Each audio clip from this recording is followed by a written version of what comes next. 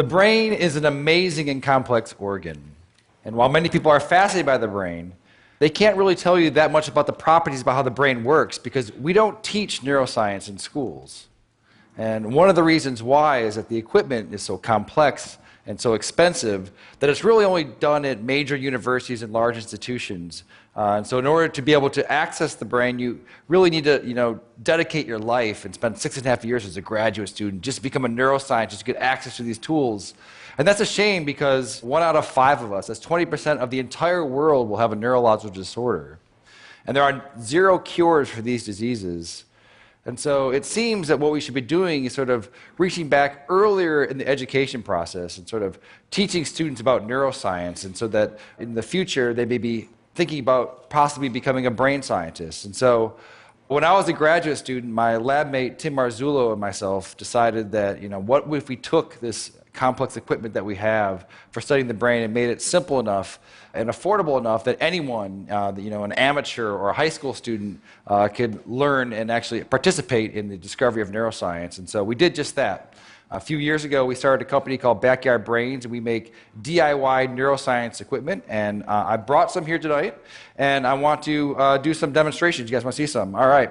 So I need a volunteer. So right before, what is your name? All right, Sam. I'm going to record from your brain. Have you had this before? No. Okay. All right. I need you to stick out your arm for science. Roll up your sleeve a bit. All right. And so what I'm going to do, I'm putting electrodes on your arm, and you're probably wondering, I just said I'm going to record from your brain. What am I doing with your arm? You have about 80 billion neurons inside your brain right now. They're sending electrical messages back and forth and chemical messages. But some of your neurons right here in your motor cortex are going to send messages down when you move your arm like this. It's going to go down across your corpus callosum, down onto your spinal cord, your lower motor neuron, out to your muscles here. And that is electrical discharge. It's going to be picked up by these electrodes right here. And we're going to be able to listen to exactly what your brain is going to be doing. So I'm going to turn this on for a second. Have you ever heard what your brain sounds like? All right, let's turn it on. So go ahead, go ahead and squeeze your hand.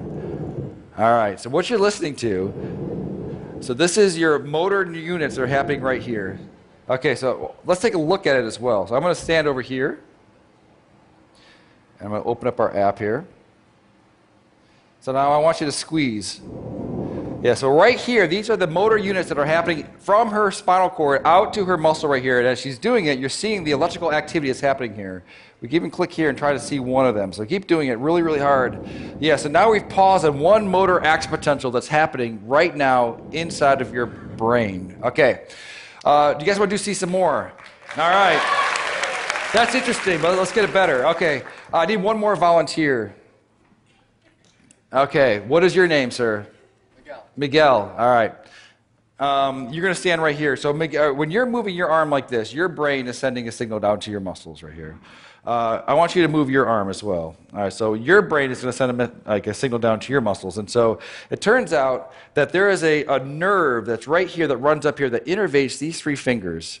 And it's close enough to the skin that we might be able to stimulate that. So that we can do is copy your brain signal that's going out to your hand and inject it into your hand so that your hand will move when your brain tells your hand to move. And so in a sense, she will take away your free will, and you will no longer have any control over this hand, okay? You with me? All right, so I just need to hook you up. All right, so I'm going to find your ulnar nerve, which is probably right around here. You don't know what you're signing up for when you come up and... So now I'm going to move away, and I'm going to plug it into our human-to-human interface over here. Okay, so Sam wants you to squeeze your hand again. All right, do it again. All right, perfect. So now I'm going to hook you up over here so that you get the stimulus. It's going to feel a little bit weird at first. This is going to feel like a, when you lose your free will and someone else becomes your agent, it does feel a bit strange. So I want you to relax your hand. All right, and Sam, you're with me? All right, so you're going to squeeze. I'm not going to turn it on yet, so go ahead and give it a squeeze. All right. So now, are you ready, Miguel? Ready as I'll ever be. Okay, so I've turned it on, so go ahead and turn your hand. Do you feel that a little bit? Nope. Okay, do it again. Oh, a little bit. A little bit? Okay, so relax. No, hit it again. Okay. Oh, perfect, perfect. All right, so relax, do it again. All right, so now... All right, so right now, your brain is controlling your arm, and it's also controlling his arm. So go ahead and just do it one more time. All right, so that's perfect. So now, what would happen if I took over my control of your hand? And so just relax your hand. What happens? Nothing. Why not? Because the brain has to do it. Now you do it again. All right, that's perfect.